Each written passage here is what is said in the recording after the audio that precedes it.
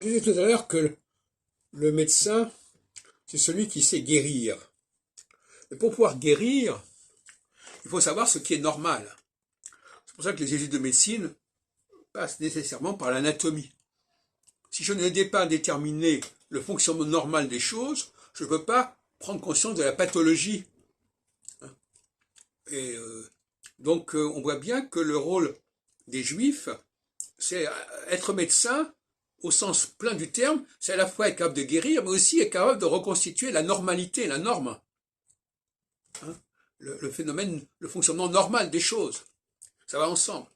Donc être sociologue, c'est un devoir de description de la normalité, de la norme, et être médecin, c'est celui qui se réfère à la norme pour pouvoir rétablir celle-ci lorsqu'on s'en est écarté, aussi bien sur le plan physique que sur le plan psychique ou social.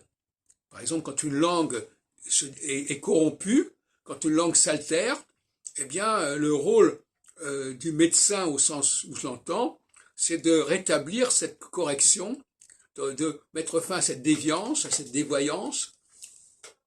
Et le juif a vocation, à cette double vocation anatomique, de décrire l'anatomie non seulement du corps humain, mais aussi l'anatomie de la société, l'anatomie du fonctionnement psychique, et la capacité à guérir, à réparer.